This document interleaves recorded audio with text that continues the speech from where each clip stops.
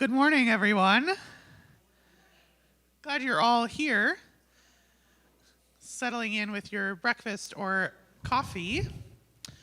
And I am so pleased this morning to have with us Sister Egeria Mark.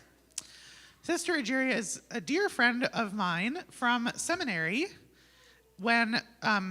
So remember having assigned seats in elementary school?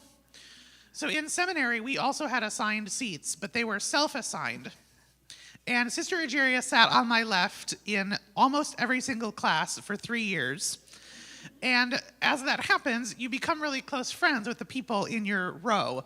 So I'm really delighted to continue in that friendship and now sharing in priesthood together. Sister Egeria is a nun at St. Mary's Convent in Sewanee, Tennessee, just down the road from the seminary. And she's also a priest resident in the Diocese of New Hampshire. That's where she's from. And I'm delighted that she's here, and she's going to share a little bit with us today about a day in the life. So last week, Evan talked about the origins and the history of monastic life, of monasticism. And so today we're going to get a contemporary view from a contemporary nun in the Episcopal Church. So I'm very excited for that and happy to welcome Sister Egeria Mark.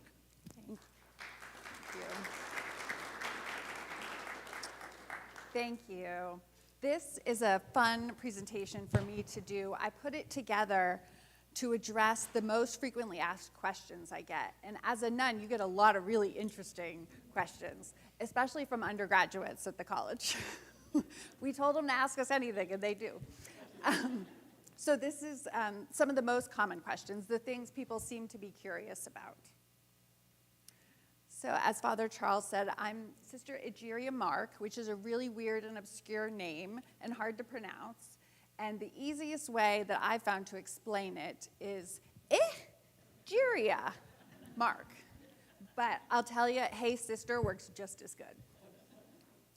So as Father Charles said, we were in the same class together at seminary, and his friendship really shaped what were the 3 best years of my life. So I'm so grateful for him and delighted to be here to meet you all. I'm a nun or a sister at St. Mary's Convent in Sewanee, as Father Charles said, just up the road from the seminary and the university there. And as a priest, I discovered this summer that I'm one of 14 women in the Episcopal Church who are both nuns and priests. So that's a pretty cool little sorority to be part of. I have here sort of the life cycle of a nun because it's quite an extensive process that you go through. I am a novice sister, and prior to that, you're a postulant. Well, I'll start from the beginning. So an aspirant is when you're not living at the convent and you're just praying and consulting with the sisters and seeing if maybe this is a call that you should follow. So when you move into the convent and you still have your birth name, then you're called a postulant. And so that takes about 6 months. And at the end, if the sisters still want you to stay and you want to stay, it's a mutual relationship decision, then you become a novice, which is what I am. And that's when you take your religious name. And so that's when I became Sister Egeria Mark.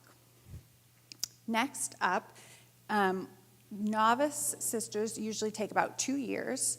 And at the end of those 2 years, then you can take your first profession vows.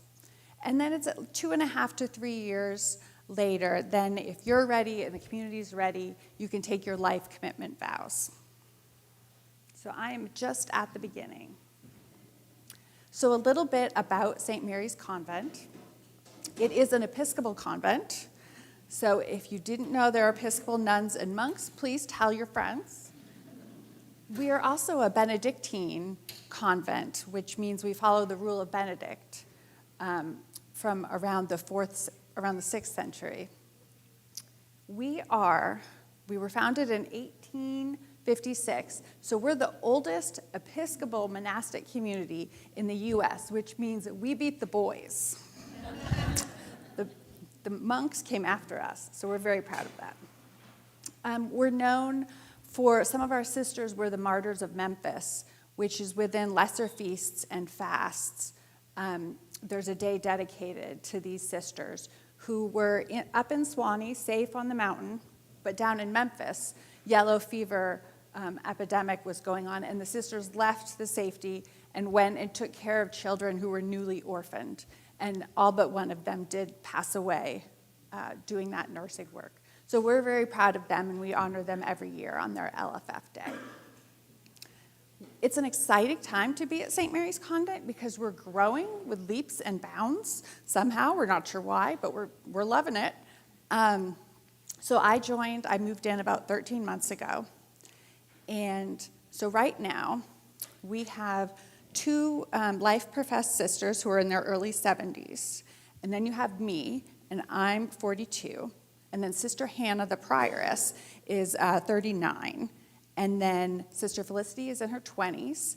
And our postulant right now, Sydney, she's just a year out of college.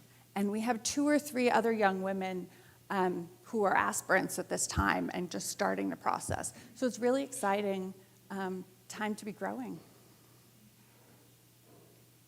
So there's some pictures of the convent.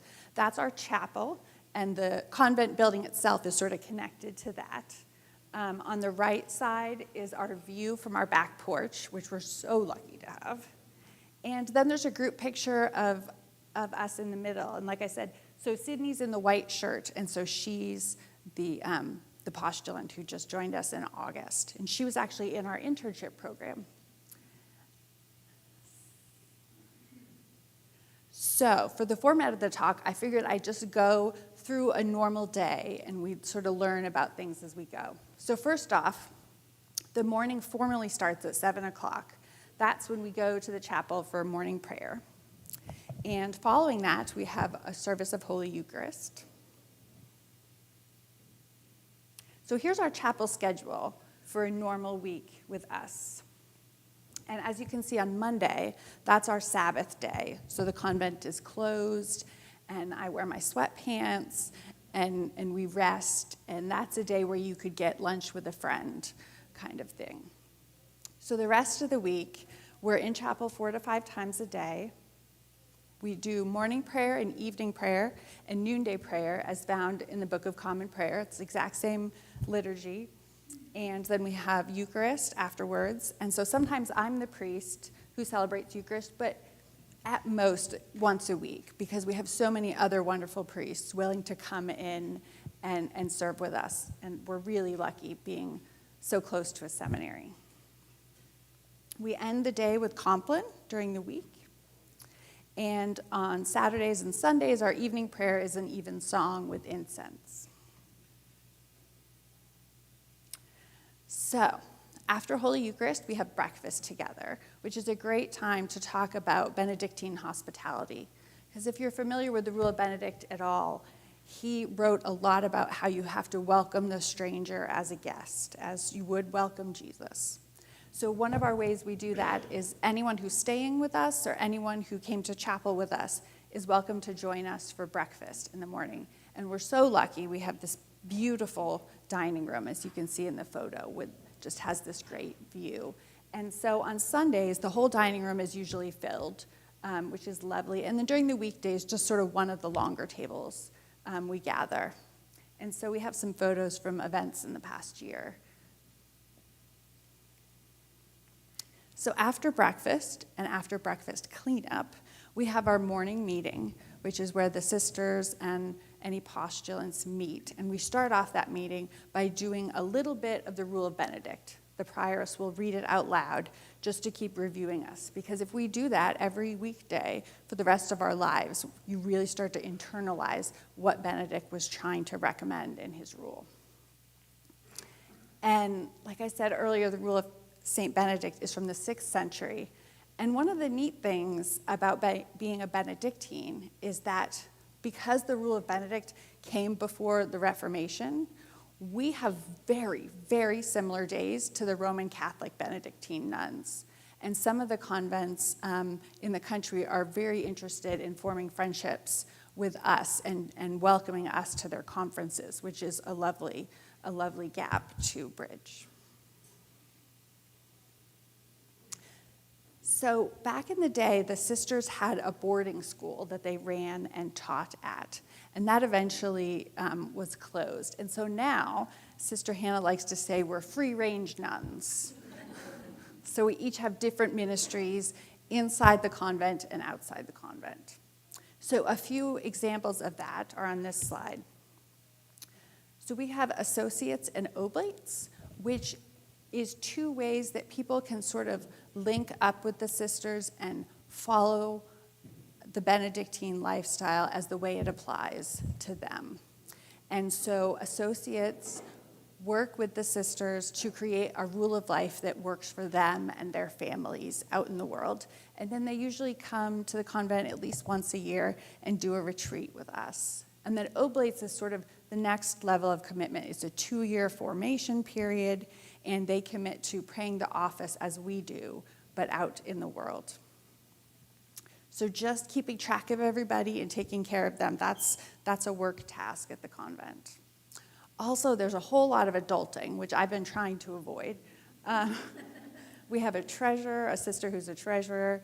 The prioress manages any employees we have, and of course, legal stuff. And because we're a family, but we're also like a nonprofit, so we have grounds and all those adult things. We have a wonderful internship program. So we have a summer-long one and then a long-term one. So that's 9 months, basically the school year. And so we get college-age students apply to the program. And we have a little cottage on the grounds where the interns stay. We can take 1 to 3 for each season. And as an intern, they work in the garden with our groundskeeper. We have organic vegetables, and we grow lavender fields. And they also come to chapel with us and study the Rule of Benedict. And it's one of the best things about being at St. Mary's, is just having these college-age folks at the breakfast table with us, and just they ask the best questions. So my particular job right now is I'm sacristan, which is basically like anyone who's in the altar guild, but I just get all the things organized for chapel.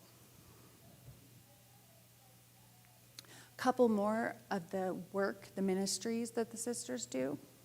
We like to be in close contact with the undergraduates at the university and the seminarians, because we enjoy praying for them and learning about them.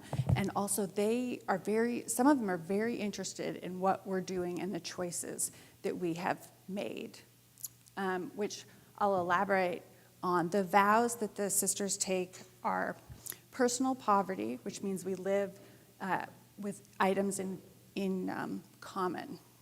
We get a small allowance every month, $50, and so that's for toothpaste and shampoo, or if you're going to go get coffee with somebody.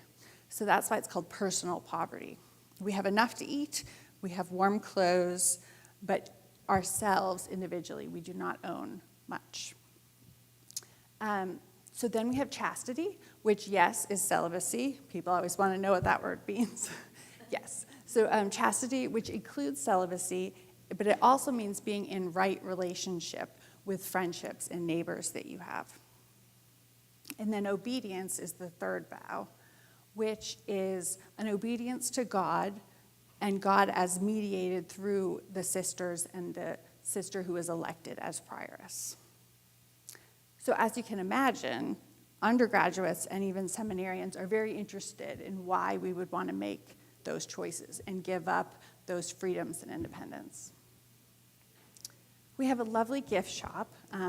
As I mentioned, we grow lavender, and so that goes into a lot of our products. And Sister Felicity started collecting altar candles from parishes who were done with them, and she burns them down and makes these beautiful scented candles. So that's a wonderful ministry of ours. Also, just going out into the community. Got a bunch of photos here. This is Sister Felicity at the 4th of July parade in Sewanee. She works with, there's sort of one nonprofit in the little town we're in, and so she's on the board for that. So she was in the parade. Then we have Sister Elizabeth and our summer intern, Jenny. They do field trips on Fridays to learn about sustainable farming. So that was, I think, the day they went to the mushroom farm. Sister Madeline Mary giving a talk in Chattanooga about sustainable living. You can see Sydney and I at a ministry fair when the new seminarians arrived this year. At the bottom, there's Sister Hannah. She's at SSJE, which is an Episcopal monastery in Cambridge, Massachusetts. So she went and did a presentation for them. And then there's me at the All Saints Chapel in Sewanee, which is the big undergraduate chapel, and I got to celebrate there this summer. So it's a balance because it's very important as Benedictines that we have a schedule and we're in chapel together and we're not just like flitting all over the place. But also, because of our ministries, it's really important that we form these connections with people outside of the convent. So, part of the Benedictine lifestyle is study, and we do that in a variety of ways. Our Eucharist during the week, if it's a lesser feast and fast day, we celebrate that, and so we are learning about saints and exemplary people in our faith throughout history.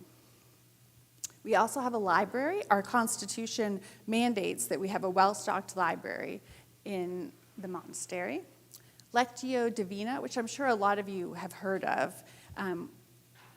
Benedict wrote about that in his rule and said that monks and nuns should be doing that for several hours a day, which is just that careful, slow reading of Scripture and trying really hard to listen for what the Holy Spirit is telling you. As I mentioned earlier, we study the Rule of Benedict at our morning meeting. Monastic formation is sort of the first 2 or 3 years that you're at the convent. You're learning about sort of the first monastics.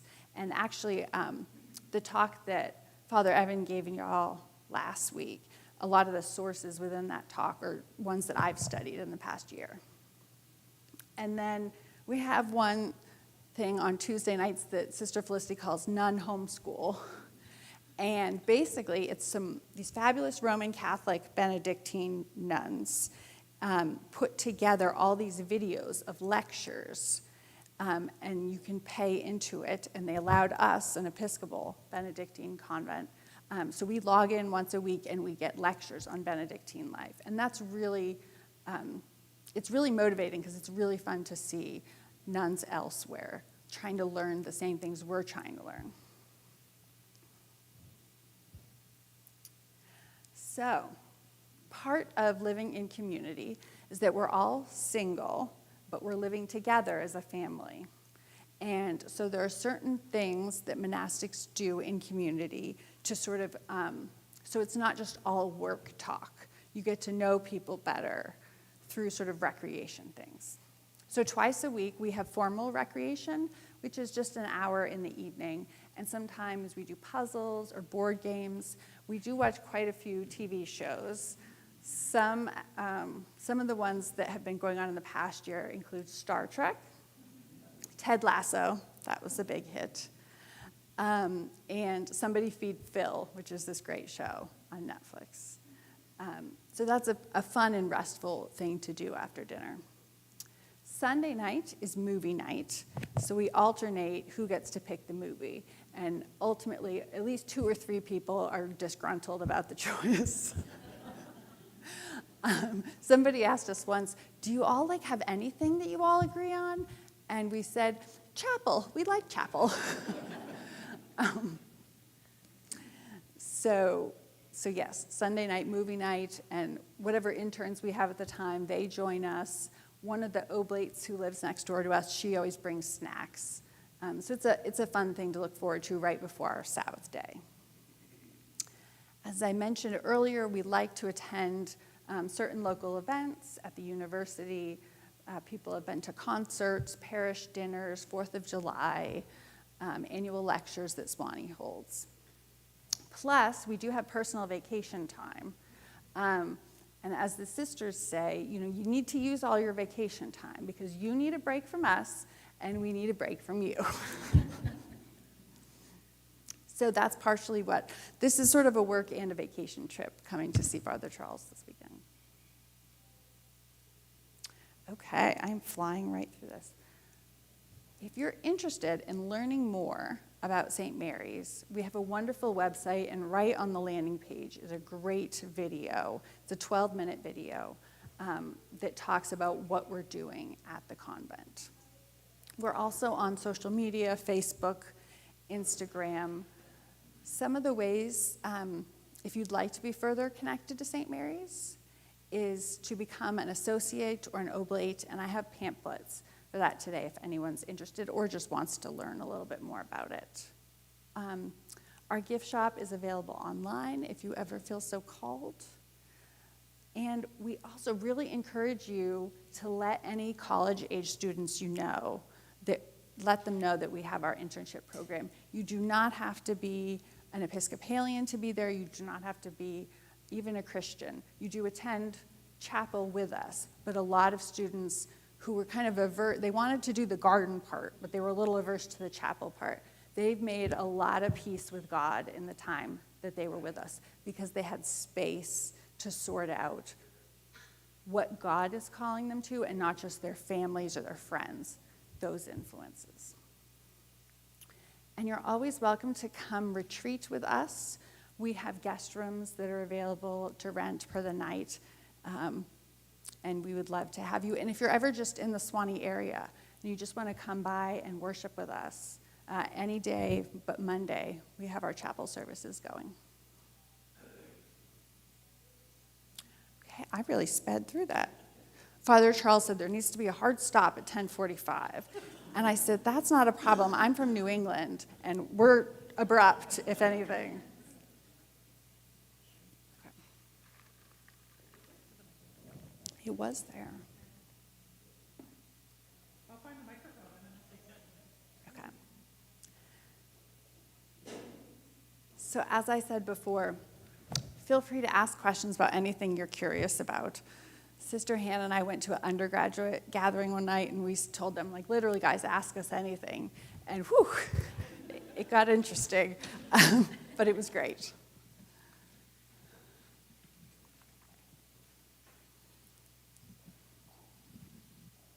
So your guest quarters for visitors, is that female only, male Nope. visitors? Nope. Anyone's welcome. It's a shared bathroom with the other folks on your floor, which is common at monasteries and convents. But yeah, anyone's welcome.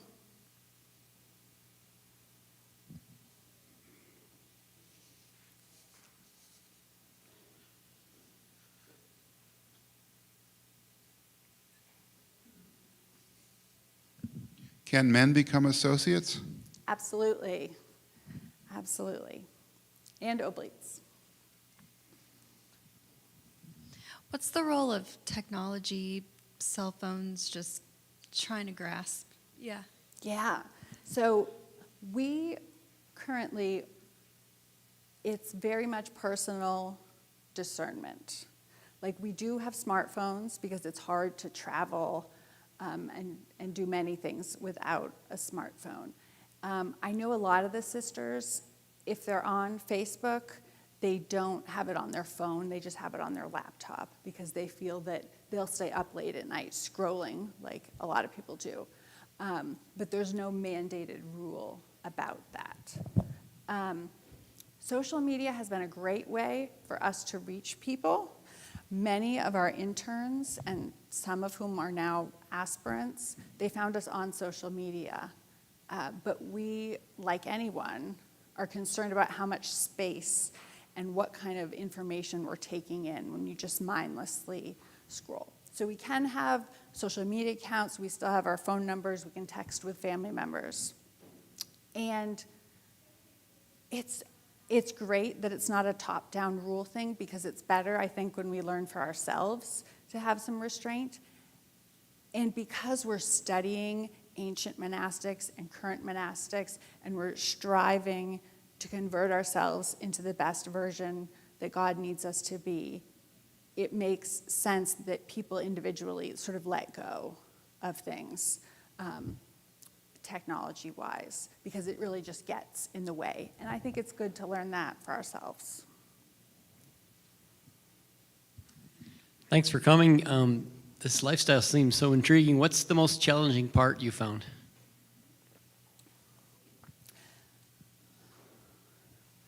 Well, so I lived alone for 2.5 years in seminary. And so that was a big change for me, moving into a community where I have my own bedroom, my own cell, and other sisters don't come into it. But it's a shared bathroom. It's kind of like a locker room.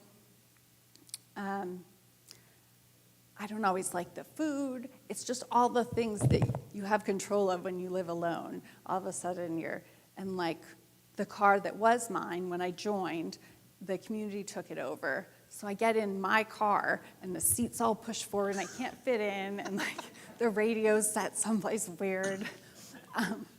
So on a daily basis, I am learning patience for all those things because they're putting up with me as well. So I would say that, living in community, and I'm a very romantic person. And as I was telling some high schoolers recently, I'm retired, though. I'm like a retired basketball player. Like I'm up in the stands now, but I don't get down on the floor to play the game. So that, I do miss that. That was an active choice for me to sacrifice that for my life, and it absolutely has been worth it. So those are the two things that come to mind. What is the religious background of the nuns and the ladies at St. Mary's right now? So we do require that people who join are Episcopalian. Two of them, one of them grew up in the Episcopal Church as a child. One grew up a Baptist and then became a sister at 18. So that was just entirely her own research and choice. Sister Hannah grew up Baptist and became an Episcopalian later. I actually grew up with no church. My family's just kind of like, ugh, to church, so now they're horrified. So I got baptized at 33, and they were like, ugh, and then I became a priest, and they were like, and then I was like, guess what? So they're uncomfortable. But here I am. And then the other sister grew up sort of conservative Methodist, but when she came to undergraduate in Sewanee at the university, she became an Episcopalian then. So a bunch of different routes. Thank you, Sister. Would you explore with us or say a little bit to us about your experience of call, and not just your sense of call to become a nun, but also to become a priest, and how those are or are not related? Absolutely. So my call to the priesthood came first. Although now I look back, as a kid, I really wanted to be a nun. And my family was like, you have to be Catholic to be a nun, and like, we're above that. So I never really thought of it as an option. But looking back now, I'm like, oh, right, yeah. But soon after I was baptized, I felt the call to the priesthood. And that made me uncomfortable because I thought, you just joined, and now you want to like be at the front of the room. Like, what are the motives here? So my priest and I took it very slowly, and New Hampshire has a great discernment process. And so it was many years in that process, and then came to seminary. And I had arrived at seminary. I didn't know what kind of priest I would be, like where I would serve. I didn't have like a specific thing set. Although I really did kind of feel like I would be staying in Sewanee, which confused me because I was like, well, maybe I'm going to be a university chaplain. Like, I can see myself here, but I don't know how. And so then, after our first year of seminary ended, and in seminary, we have a wonderful chapel life. So we were going to services 3 times a day in the seminary chapel. And so the first school year ended, and I kind of felt like I was going into withdrawal, not having my chapel life. And someone had said, oh, well, there's this convent, and you can do the daily office there. And I was already friendly with one of the sisters, but I had never actually been to the convent. So I started going there for morning prayer that summer, and my friends all went elsewhere for the summer, and I stayed, and then they came back, and I was like, guess what? But that was a confusing call, because it started out, I was really jealous of the sisters, that they got to do chapel like all day, every day. And I mean, who's jealous of nuns? Future nuns. That's the answer. So I got jealous, and I had just gotten a divorce, so I was like, oh, it's a phase. And so I asked Sister Hannah, I said, can you give me the books that like scare women away? Like, give me the book on obedience, right? Like, that'll fix this phase. We'll move on with our lives. And I read 5 that summer, and none of them worked. So then I was like, okay. So I sort of had an inquirer meeting with the prioress at the time. And it was lovely because I had 2 years left of seminary. So I had 2 years to slowly discern and to have fun with my friends and travel places I probably wouldn't be able to go as a nun. And my seminary community was incredibly supportive as I discerned that for 2 years. Like I said, that first summer I was just trying to talk myself out of it and say it was a phase, but there was like a very distinct moment where I was hiking in the woods, and it like really hit me, and I swore very loudly, and then just started laughing hysterically. Just like, oh my gosh, right, okay, God, this is what we're doing, okay. Yeah, so I think that's the call story. So instead of one call, there's 2, so it's a lot of structure. There's a lot of things I need to do and not do to fulfill both of those calls. But I'm not sure I'd be a very good priest if I wasn't a sister. I think I need all the sister stuff to make me be the kind of priest that priests need to be. Can you, before I give the microphone to Claudia, sorry, could you talk a little bit more about that particular vocation of being both a priest and a nun, and a little bit about how rare that is? Yes. Yes, thank you. So I learned this summer that there's 14 women, I think I said that, who are both priests and nuns. And so at my convent, I'm the only priest here right now at the convent. And they were wonderfully welcoming with that. They said, we've been praying that a priest would join us for like 10 years. At the same time, it doesn't mean I'm the priest of the convent. I'm not the priest of the sisters. You know, they have spiritual directors and confessors outside of me. Because do you really want to confess to the person you share a bathroom with, like share a shower with? And on the same token, as sacristan, I'm scheduling the priests to come in and do daily Eucharist with us. But I do not schedule myself all the time. And I don't like to preach on Sundays many times a year because I don't think the sisters should have to listen to me every week for the rest of their lives. Like, they hear my anecdotes at the breakfast table, they don't need to hear them from the pulpit, too. So I hold back on that front. But I do love celebrating and inviting a seminarian to come preach. That's really fun for me. And then also, I get a lot of lovely invitations to travel and come and preach and celebrate at different parishes.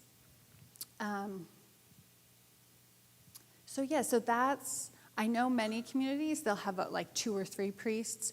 Currently, I'm just the one, although we have someone, an aspirant in the early stages who's a priest. So it might be 2 at some point in the next coming years.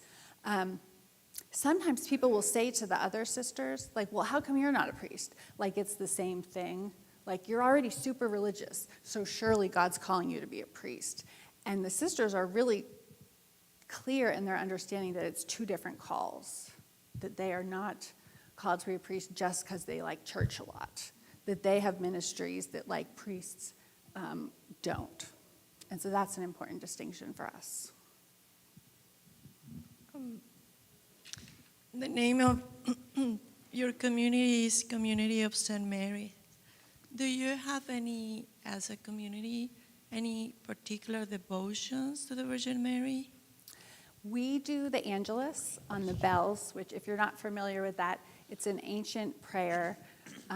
It's the Hail Mary. Within a little mini liturgy, you say it 3 times. And so a way that you can do that is to ring the bells in the bell tower. And so it's for people who aren't familiar with it, they'll come to chapel and they'll hear 3 bells, and then there's like a long break, and then 3 more, break, 3 more, break, and then 9 bells in a row. So you're saying the prayers, and even if someone isn't saying the prayers, it's a real slow down moment that we have before we start the daily office. And that's really lovely. One fun tradition that we have to honor Mary is that in the daily office, we do our canticles, we chant our canticles and our psalms while sitting down. But when the Magnificat comes up, we all stand up, and that's when we light our incense. So that's keeping our girl in the front of our minds.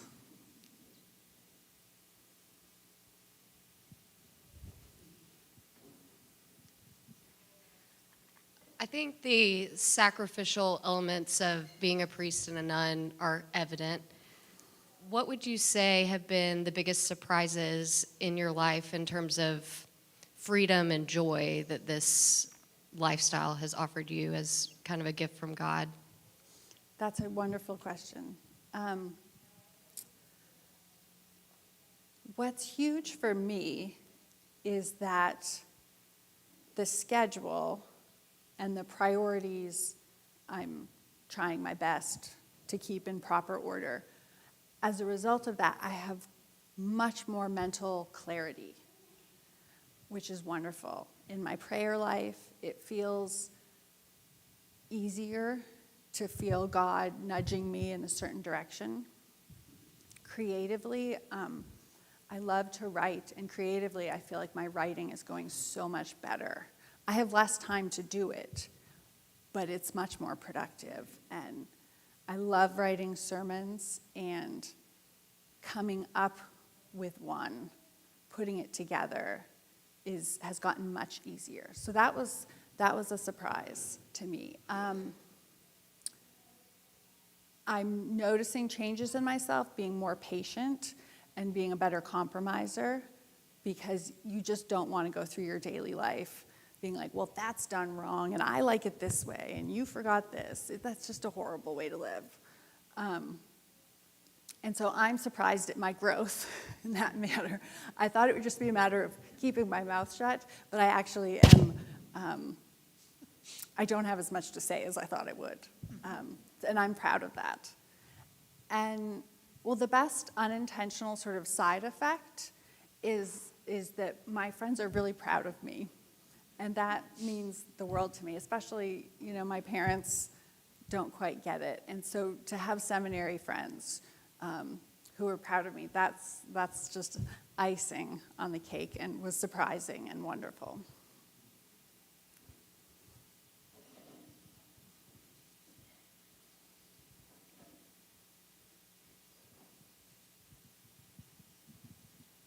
How would you describe the impact/value of monastic living on the public?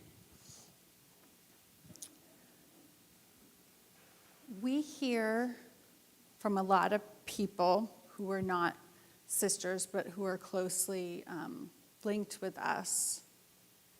The things I've been told the most is that people feel very comforted to know that we are in the chapel praying for the world every day. I've had priest friends who said, well, if I didn't get around to doing the daily office one day, it comforts me to know that you all are doing it. And I notice in my conversations with college students it seems to be encouraging to them because, you know, like they'll ask me about like, can you wear makeup? And I said, no, I stopped using makeup when I like started discerning to like see how I felt about it. And it's not like they're necessarily going to do that same thing, but it seems to give them a little freedom to know that that's like an option. And, you know, to not have the latest clothes. Like, I think it encourages people to maybe have a little less spending and consumerism in their lives, just to know that's an option. Because if everyone around you is doing it, even the most obvious thing, like I always thought I had to get married, and no one ever told me that, but I still thought it because that's what was going on around me.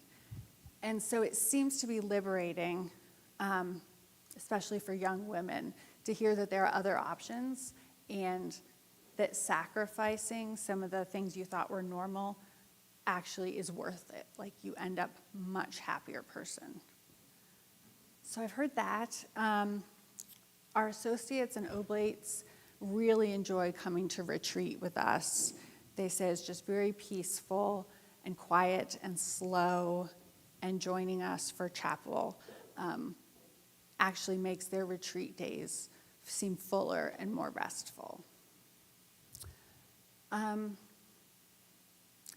There's another aspect that's sort of more theological and intense, but monastics are focused on, we're like watchmen, like in the Advent hymn, we're trying to be ready for Jesus' return at any moment. Like St. Benedict said, keep death daily before you.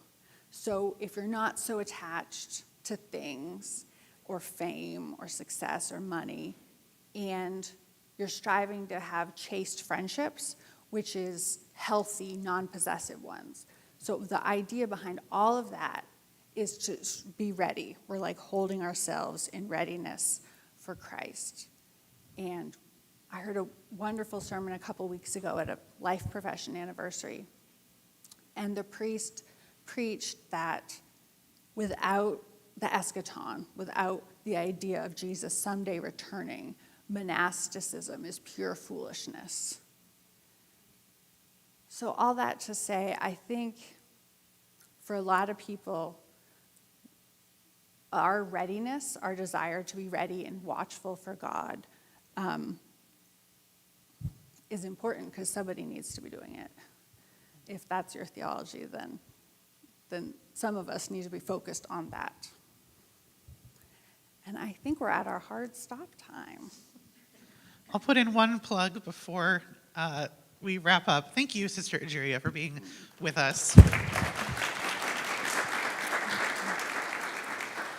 And if you want to hear more from her, you have one more opportunity, which is at St. Martin's University Center on Maple Street on Tuesday at 5:15. We'll be celebrating the Feast of St. Martin in the 62nd year of St. Martin's Chapel and the Episcopal Center at the University of Arkansas. And the students and I are really excited to invite everyone in the St. Paul's community to come and join us there. And Sister Egeria Mark will be the guest preacher at that festive liturgy. And we'll have a chili potluck afterwards. So bring a chili or a salad or a dessert to share. And hear Sister Egeria Mark preach and see what we're up to on campus. I love preaching to college students. It's great. So come hear that. And then also, like, let's just show the college students we're impressed that they voluntarily go to church. Let's show up for them, right? Yeah. Thank you. Thank you all for being here.